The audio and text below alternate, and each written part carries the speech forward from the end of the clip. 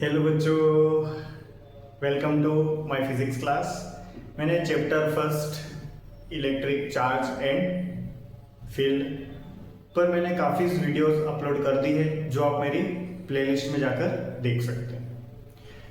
Last video में ही हमने कुछ क्वेश्चंस प्रैक्टिस की थी जो आपके बोर्ड सीबीएसई नेट तक और जेईई वगैरह के लिए भी बहुत अच्छे क्वेश्चंस हैं, वो उस पर डिस्कस किया था और मैंने आपको एक होमवर्क दिया था। वो जो होमवर्क था ये आप देख पा रहे हो, 3 point charge Q1, Q2 and Q3 are in line equal distance, है ना, एक ही लाइन में है और इक्वल डिस्टेंस पर है। तो ये Q1, ये Q2 और ये Q3 एक ही लाइन में इक्वल डिस्टेंस पर है। Q2 and Q3 are same, sorry are opposite sign, मतलब Q2 और Q3, है ना, ये Q2 और ये Q3 ये दोनों क्या है, ऑपोजिट साइन वाले। इसका मतलब अगर ऐसा मान ले कि ये मान लो जो नेगेटिव है तो ये वाला क्या होगा, पॉजिटिव, है ना, ऐसा भी मान लेते हैं। Find the magnitude and sign of Q1, मतलब मुझे Q1 के बारे में सारी जानकारी चाहिए कि इसका मैग्नीट्यूड कितना होगा और इसका साइन क्या होगा। If the net force on Q3 is 0, यानी कि Q3 पर जो नेट फोर्स लगे वो क्या हो, 0 हो तब, है ना। तो देखो करते हैं।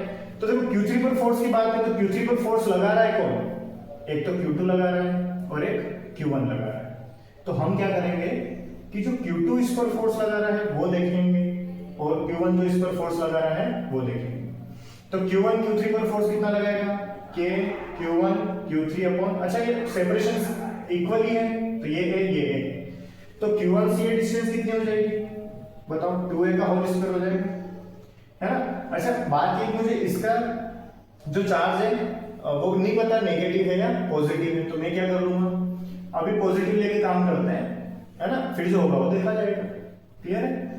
तो इसकी वजह से जो ये लग रहा है वो K Q1 Q3 upon 2a का होल स्क्वायर प्लस इसकी वजह से यहाँ पर जो फोर्स लग रहा है वो क्या लिखोगे, K next Q2 Q3 upon ये डिस्टेंस कितनी है a, इसका स्क्वायर इक्वल्स टू, तो नेट फोर्स कितना होना चाहिए, 0, तो ये नेट फोर्स 0 है ना, वेक्टर सम 0 होना चाहिए उसका, तो 0 कर देंगे, है ना।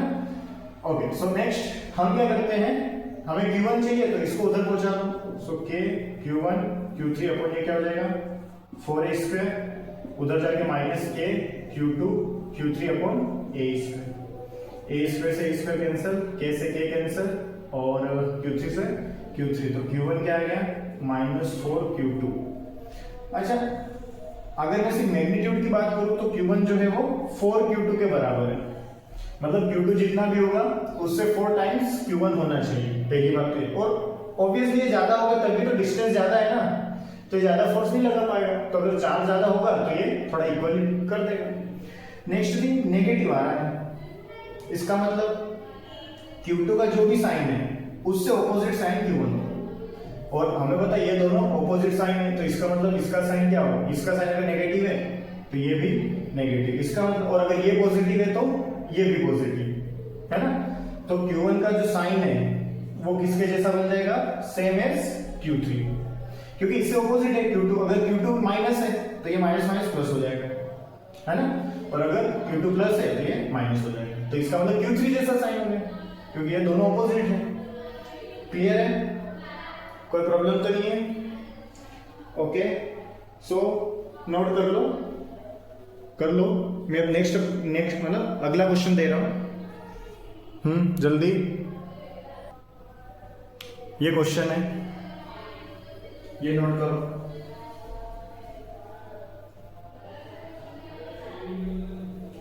है ना। इसमें आप देखो क्या बोल रहा है, 2 point charge plus 9 and plus C are placed at the distance of 16 centimetre apart, है ना, 16 सेंटीमीटर रखा है। At what point between charge should a third charge Q be placed so that it remains in equilibrium. 2 point charge plus 9 and plus C are placed at a distance of 16 centimetre apart, है ना, तो यानी कि एक क्या है plus 9 ही है और एक प्लस E है, दोनों कितने डिस्टेंस पर प्लेस्ड है, 16 सेंटीमीटर अपार्ट, इतनी दूरी पर रखे हैं। एक बीच में Q चार्ज है ना, place so that it remains in equilibrium, है ना, कहां पे रखेगी ये पूरा क्या आ जाए, इक्विलिब्रियम में आ जाए। तो इसके लिए क्या होगा, आप एक चीज देखो कि ये देखो इक्विलिब्रियम में तभी आएगा जब ये चार्ज पॉजिटिव हो, तो इस पे इधर फोर्स, इस पे इधर फोर्स, तो इसकी वजह से इस पे फोर्स अगर उधर है तो इसकी वजह से इधर फोर्स, मतलब इस पे फोर्स इधर होगा, तो इसकी वजह से यहाँ पर फोर्स K9E³ अपॉन ये डिस्टेंस को आप क्या ऐड कर लो x, तो ये डिस्टेंस क्या हो जाएगी 16 माइनस एक्स, सो क्या हो जाएगा x स्क्वायर, माइनस करना पड़ेगा क्योंकि है ना डायरेक्शन ऑपोजिट है, सो KQE अपॉन 16 माइनस एक्स का होल स्क्वायर इक्वल्स टू 0, तो K है ना KQE, ये KQE को 0 ले जाओ तो क्या बचा है 9 upon x square minus 1 upon 16 का होता है 256 माइनस, तो एक्स स्क्वायर है ना, तो प्लस का x square minus 32x, clear है, इक्वल्स टू 0, ये इधर आएगा ये इधर आएगा, सो 9 का मल्टीप्लाई 256 से, तो 9 का मल्टीप्लाई 256 से 4 5 45 0 5 18 and 5 23, फिर ये plus 9x square minus 8,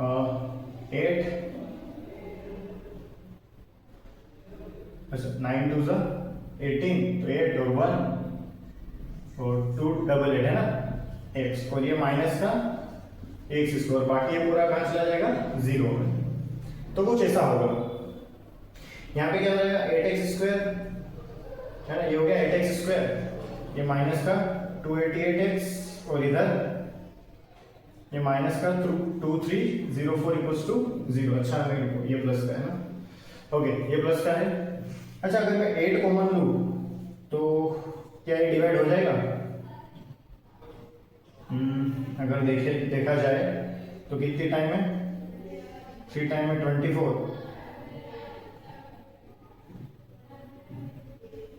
6 time में 48x प्लस यहाँ पर 8 कॉमन आ जाएगा तो 2 टाइम में 16 है ना, फिर कितना बच रहा है 70, तो 70 है तो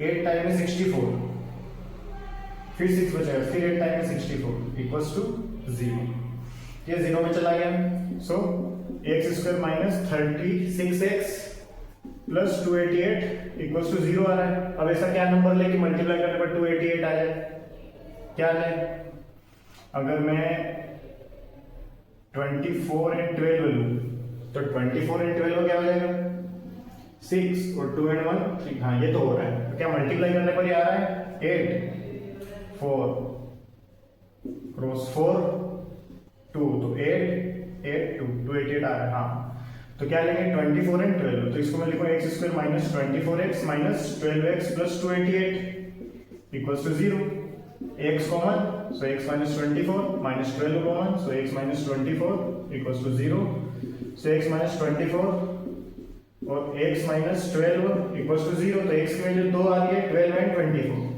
तो 24 जो वैल्यू है ना वो भी सही है 12 भी सही है, पर हमें सिर्फ बीच में बताना था कि बीच में कौन से पॉइंट पर हो रहा है, तो भाई 12 जो है वो 16 से छोटा नंबर है, मतलब वो बीच में आ जाएगा, लेकिन 24 क्या है दूर है ना, और ये डिस्टेंस कहां से है 9e से, तो 12 सेंटीमीटर कहां से फ्रॉम 9e चार्ज, और अगर बाहर पूछे कि भाई इन दोनों से अवे कहीं कोई पॉइंट क्या होगा, तो वो होगा 24 सेंटीमीटर फ्रॉम कहां से 9e चार्ज, यहां से देखोगे तो आप वही यहां से देखना है 24, तो आप ये 16 माइनस कर दो 24 में से, है ना, तो कितना बचेगा 8,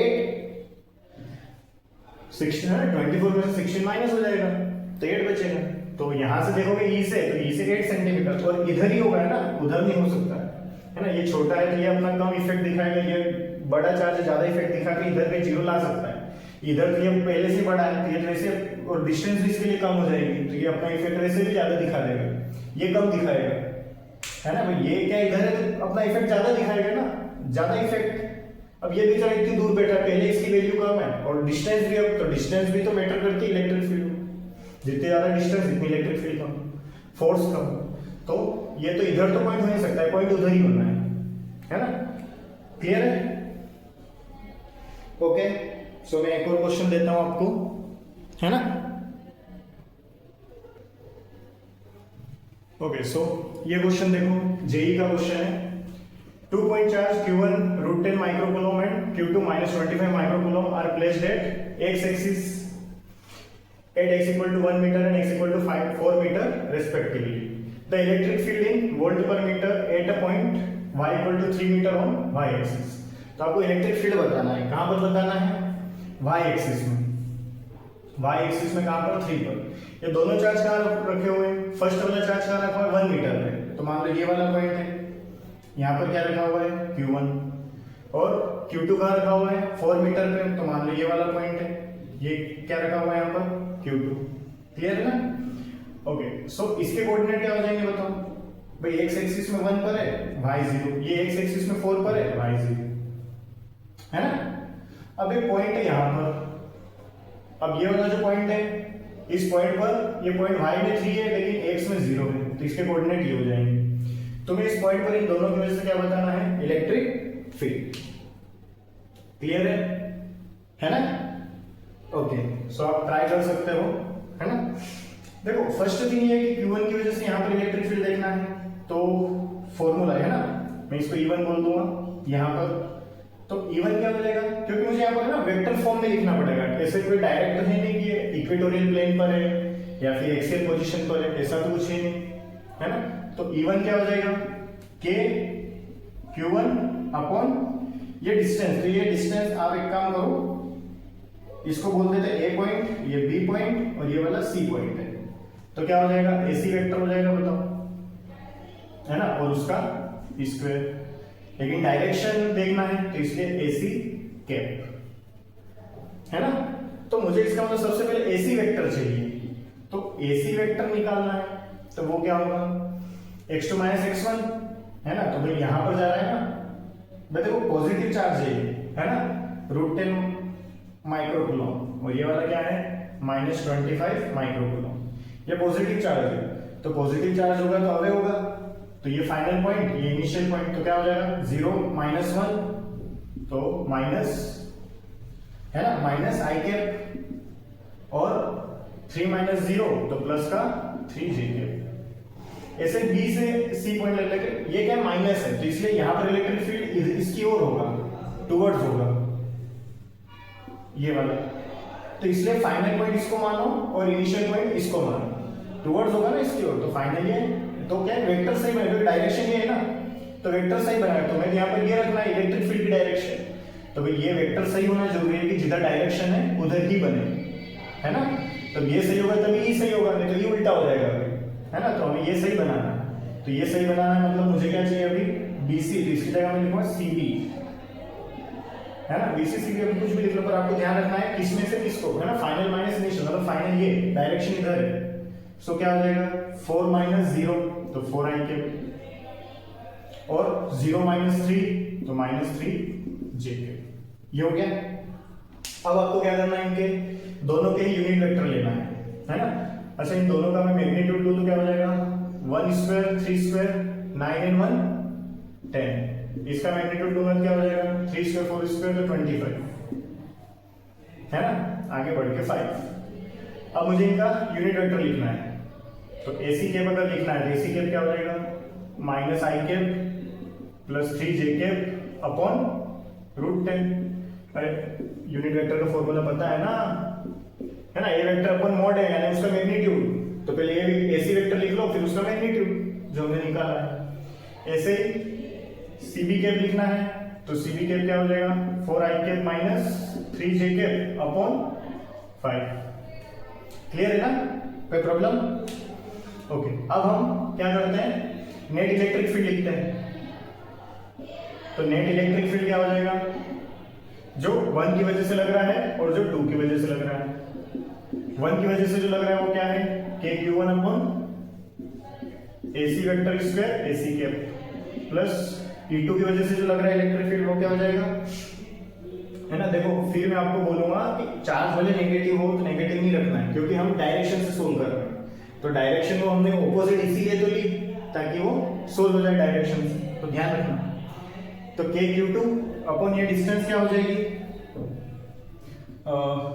BC या CB जो भी लिख लो, अभी CB लिखा था CB लिख लो, अभी आपको कोई दिक्कत नहीं, और CB क्या है तो ई क्या हो जाएगा, के 9 into 10 to the power 9, Q1 कितना है √10 micro 10 to the power -6 upon AC square, AC ये है ना, और इसका स्क्वायर, तो AC का मैग्नीट्यूड क्या है ये, और इसका स्क्वायर करेंगे तो 10, और AC कैप ये रहा -i cap plus 3j cap upon √10। Clear है?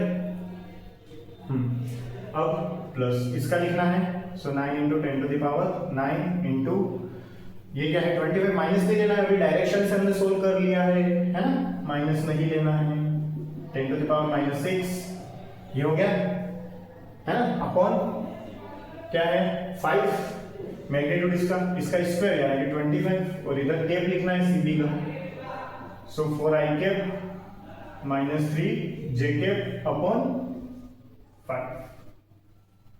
ठीक है, √10 से √10 कैंसिल, 25 से 25 cancel, so E equals to क्या आ रहा है, E इक्वल्स टू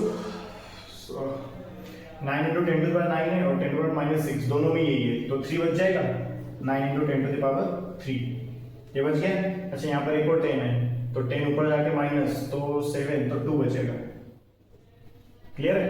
यहाँ पर भी एक काम करते हैं, 5 है तो 5 से 9 को कट कर देते हैं, तो 5 से 9 को कट करेंगे क्या होगा, ऐसा करो, चलो पहले लिख लो, -i के प्लस 3j के प्लस, यहाँ पर देखो कितना बचा, 10 टू द पावर 9 है, 10 टू द पावर -6 है, तो मैं इसको ऐसे लिख सकता हूँ 9 into 10 into 10 to the power 2, फिर 3 बचेगा ना, इनको माइनस करने पर एक 10 इधर 2 इधर हो गए, अपॉन में क्या हो गया 5 4i के माइनस 3j के, 5 से 2 टाइम 9 टू द 18, सो ये क्या हो गया, ई क्या हो जाएगा, अगर मैं 10 टू द पावर 2 कॉमन ले लूं तो 9 अंदर चला जाएगा, तो -9i के प्लस 9 3 18j के, है ना, यहाँ से भी कॉमन आ गया, तो ये 9 अंदर चला जाएगा, प्लस का 36i के, और इसका इसमें माइनस का 27j के, -9i के प्लस 36 क्या हो जाएगा बताओ, 36 9 6 3 27i के, और इसको इससे माइनस करेंगे क्या बचेगा 7 इंटू 9, देखो एक बार ये होगा ना, प्लस और ये माइनस,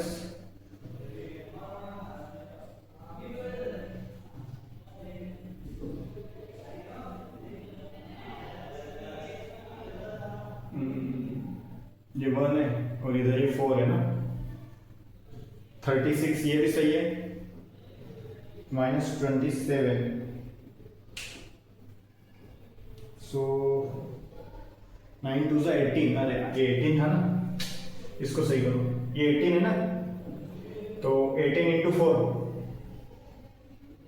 72, और 18 इंटू 3 54 होगा, सो -9 72 में से 9 जाएंगे तो क्या बचेगा 63, सो 63 आएंगे, और इन दोनों को सोल्व करेंगे तो 54, तो 36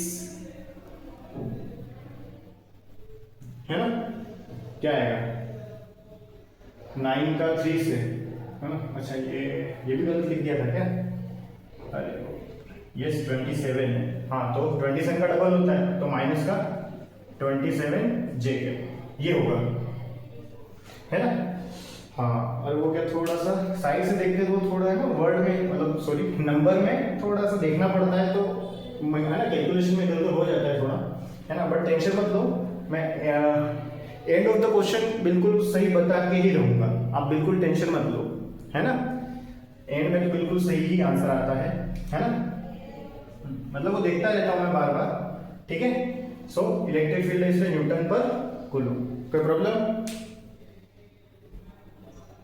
प्रॉब्लम तो नहीं है, ओके। सो आज के लिए इतना बहुत है ना, आप अपने नोट्स वगैरह अच्छे से बनाते रहो, है ना, और आपके पास अगर कोई रेफरेंस हो तो आप वो क्वेश्चन लगाओ, अगर कोई डाउट आते हैं तो आप मुझे जरूर रेफर करो, है ना, कमेंट करो, मैं उसको जितना जल्दी हो सके उसका सॉल्यूशन आपको दूंगा। और भी अगर आपको कोई प्रॉब्लम आती है तो आप जरूर मुझे कमेंट कर सकते हैं, है ना। कोई सॉल्यूशन में ऐसा कुछ हो तो आप जरूर मुझे बता सकते हैं, है ना।